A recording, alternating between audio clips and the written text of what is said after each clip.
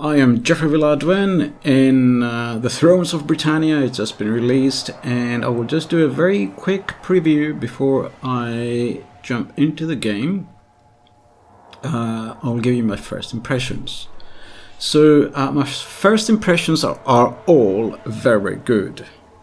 I think this is an excellent game. It's very nicely done, and so far I have not had any major issues. So if I were to say, am I happy with the game, the last couple of days when I messed around with it, I would say 99% is what I would like to see. So what do we have here? We have the English kingdoms, of which there are 2 available. They are playable factions, Mercia and Wessex. And one thing you notice already is that they have their names in a more old style, sort of Middle English. And a lot of the original sagas and histories were either written in Latin or in Norse or Danish or Old English, which was a kind of Danish Germanic type language. So they weren't really written in English. However, around about the 13th century or so, they began to be translated into a very early form of modern English. And they were translated in this way. So some of the old style pronunciations and writings are conveyed by these unusual spellings. It's not always very clear how you should be pronouncing some things. If we go on, the Welsh kingdoms, Gwined is written in this interesting way. Strathclyde, I believe, is Strathclyde. Then we have, I guess, how would you say this? Kirken, I guess, is some kind of Scottish faction. And Mead, rather than Mide, I should think. Then East Angle is East Anglia. The Angles were from the northern part of Germany. So the Saxons were from Lower Saxony, so they were properly from the northern part of Germany. The Angles were from the Danish peninsula. The area, their homeland is today divided between Denmark and Germany. So in Germany it would be Schleswig-Holstein, and I'm not sure what it would be in Denmark. So that was the sort of area where the Angles came from. So East Angle here, or Angle, is a place inhabited by the Anglo-Saxons, the eastern part of what became known as England. And then this Northumbria is Northumbria, of course. And then we have the Vikings, Dyfling and Sudria, something like that. So the pronunciation is not always very clear, but I find this a very nice touch. It's very immersive. I really love it that they've gone for these very early English spellings that perhaps were more closely representing the spellings and pronunciation of the words found in Old English, in the Norse sagas, and the Latin histories and so on. So I will be playing as one of the Welsh kingdoms. There's Strathclyde, which is up here, sort of in what is modern Scotland. And then the main kingdom is Gwynedd. We are Arthur's folk, true of heart. Okay, so we're Arthur's folk, true at heart. So that's a very interesting aspect to this, or maybe I'll go into it. I'm kind of a bit of a fan of Dark Age and medieval Wales. So this is Gwynedd in white on the top of Wales, North Wales. And at some point there was a king, maybe there's a story of it somewhere. There was a king, Rhodri, who had unified all of Wales. And then he decided, he had 4 sons or 3 sons, I can't remember. He divided it among his sons. And so Wales became divided again. This is the situation we're in now. However, Wales has an older history than that, and I think the current consensus is that Wales represent more than anything else the inhabitants of Great Britain before the Anglo-Saxons arrived. And the stories and legends of King Arthur are very much associated with South Wales, mainly with South Wales, and also the west of England. So he seems to have been a kind of ruler, king, potentially, possibly, some kind of real figure that was controlling the west and southwest of England, parts of Wales, in the area around Gloucester, the Gloucestershire, and Glastonbury, and these sorts of places, including, of course, Devon, and those sorts of things. There is a castle associated with him, with his childhood, or his parents, or something. They seem to have been based in Penzance, near Penzance, in a castle there that was later built over in the Middle Ages. But then there are other associations with Wales, and there is a story. There are several stories, Welsh stories, that date from the Middle Ages, and even the Dark Ages. They're called the Mabinogi or Mabinogion, and they often have references to King Arthur, and they are the oldest references to King Arthur in English texts. So this kind of alludes to King Arthur potentially being a figure known to the Welsh, potentially, definitely not an Anglo-Saxon, and there are associations with what's called Caerleon. That was his base. It wasn't Camelot, but Caerleon in the Welsh stories. And Caerleon sometimes has been identified with Cardiff, potentially. It was a place around there. Cardiff, Caer means castle in Welsh. One of the few Welsh words I know. And so Caerleon was the castle of Leon, and Cardiff, the castle of Diff. And Camelot possibly is a corruption of Caerleon. So, okay, let's start the campaign. I'll see you in a bit.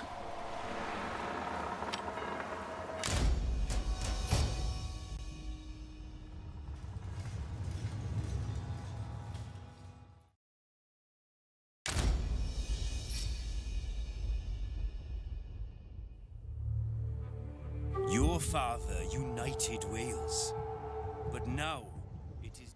Thankfully, your land was spared the devastation wrought by the Great Army. Even... Okay, I'll skip all of that. Here are some objectives. Arbroath is Arbroath, isn't it? The modern name of this town in Anglesey, and Gwined is based here in Anglesey. In North Wales, there's Snowdon there, and the Powys over here, and so on. The map, as you see, is wonderful. It's very well done. I have it at low resolution. But it's still very nice. There are various interesting places. For example, we have Lancaster, and we have Doncaster over here. Now, Castor, I guess it's from the Latin word castrum, which means a castle. However, over here near Mercia, we have Manchester and Chester in modern English. So it's a different pronunciation. Now, someone worked out, I guess, that it was the same word in the original English type kind of texts. Of course, it's always spelled in different ways in these old texts. But Manchester was spelled as Mancaster and Chester as Castor, so as Lancaster and Doncaster. So they are castles, obviously, as we can see. Okay, here's, actually Lancaster is not yet a castle. So some places are castles, and among the castles, or here and there, also interspersed these smaller kind of settlements here. like this one, Rundglan and Duganu. And there's another one down here, Sergeant. And so these are unfortified and will remain so. They're like villages in Medieval 2, and the fortified ones are the main settlements in a province. It's a little bit like this in the 1648 mod as well. So this is a kind of going back to Medieval 2 kind of, and the mods of Medieval 2. You also see these in Rushichi Total War, that the main settlement in a province is a castle, but within the province there are smaller villages, for example, very often. And these are extras, so that's a nice touch. However, rather than just being some little village that, let's say, in the 1648 mod will not give you anything, these ones do have buildings that you can build. And these buildings give you various benefits. So, for example, this is our province here, and if I click on the town of Gwined, it's actually Aberfur, we have these various buildings. We can construct various things, yeah. But in addition to these, we have these other things. This is in Rundglan, so this is here. And then this Chaos Agent, this cows, or whatever, this pasture is in Chaos Agent here. And then these two, these mines and the fishing hamlet are in Duganu here, yeah. So you can see, you can highlight them. Ooh, come back. Yeah, so this is in Rundglan, this is in Duganu, and this one is in Sergeant. So that's an interesting touch. Everything about this is interesting. There are no fleets, but you can go into the sea. Yeah, you can see you go into the sea as if you can travel on the sea, basically, as if you have boats. So the sea is passable. You can go through the sea. It's not impossible. So it's a kind of Rome 2 mechanic.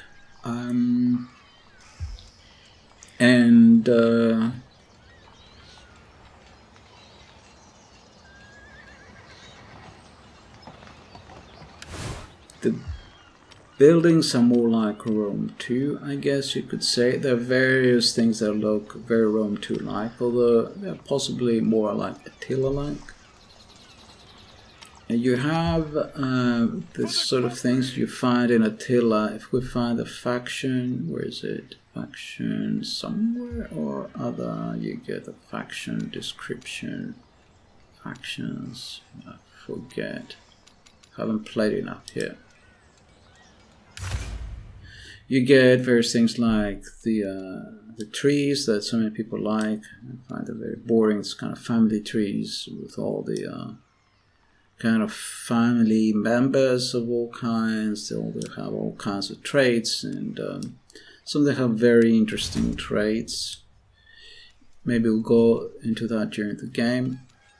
You can get armies if you are in a main settlement. You cannot have armies if you're outside. And that's, I guess, also in other mods, in other games like that. So we cannot see the armies, but if we were to put this guy in the main settlement, then this will light up, and then you can recruit various things. You cannot, of course, recruit everything shown here. So it shows what you will be able to recruit in the future in grey. That will depend on getting some tech and so on. And what you can recruit now is the stuff that's colored. So these are the Welsh, and I won't go too much into the details. Maybe I'll do it when I start the campaign. So I said I like this game very much so far, how it is organized. I would say it's less busy than some other games that we've seen recently, like Rome 2 and so on. Marginally less busy in terms of how much you have to micromanage various things. It's not that you don't have to, but maybe slightly less than usual, because, for example, there are no agents, there are no spies, there are no kind of heroes or whatever. There are no other things, sort of things, merchants or anything like that don't exist.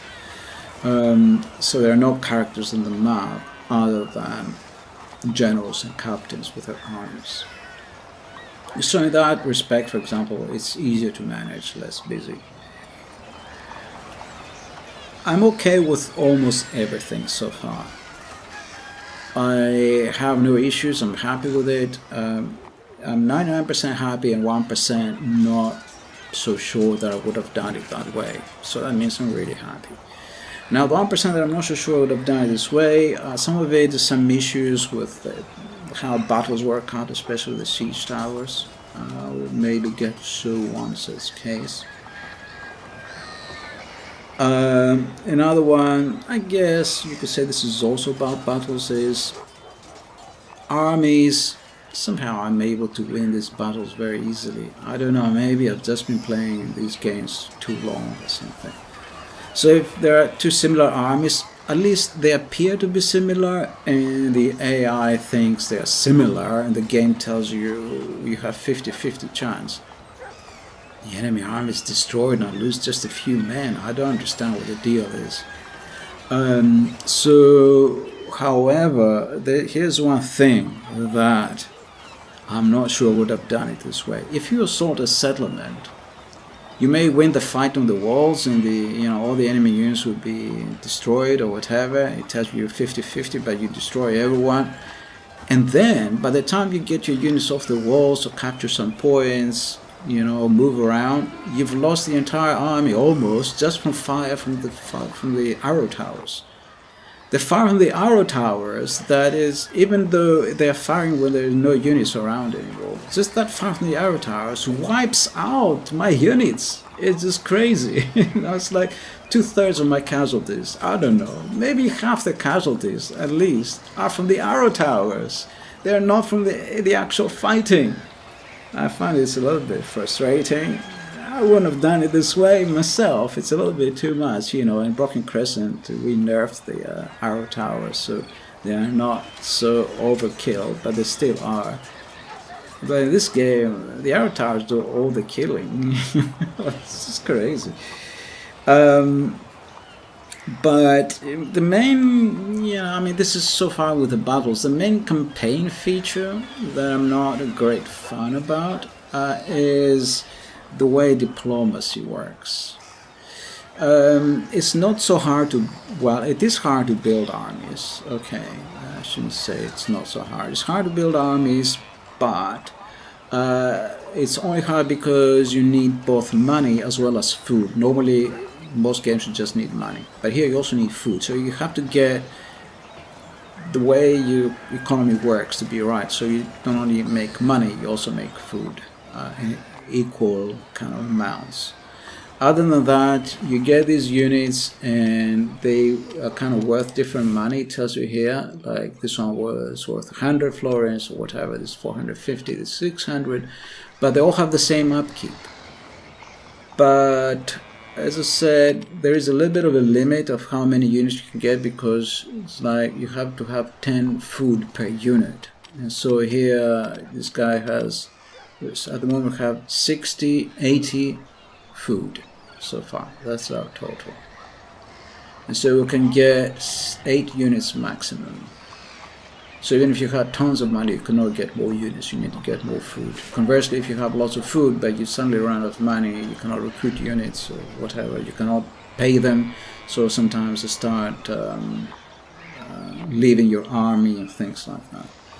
So you have to have both in balance.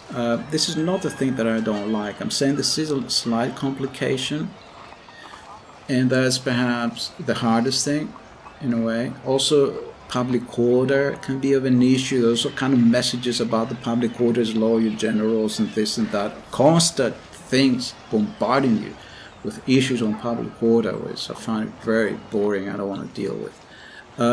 But the main difficulty, or the main, not difficulty, the thing that if these two things are the main difficulty, they are made over by the fact that right now I only have one province, so I don't have many allies. So you get allies by clicking. You can work out with your allies. You click this thing, diplomacy, And then it gives you a list of your allies. Now, I think I do have an ally at this moment. And Powys is already an ally. So I start already with an ally, Powys. I have a military alliance. Now, Powys did all the work for me. You know, I was just sitting here, kind of walking around, making sure there are no rebels, no trespassers. And then I would tell Powys, you know, I would set a coordination target on somewhere, Powys would go and take it. Set it somewhere else, Powys would go and take it. Some rebels would turn up, I put a coordination target on the rebels. Powys would send an army and take it. And of course, Powys is an AI faction. And so it's as strong as the other AI factions. It's much stronger than the human player faction. And so you put the AI to fight the AI. You give directions to the AI about how to fight the AI. And that's just on the start of at the start of the game, when I only have one ally.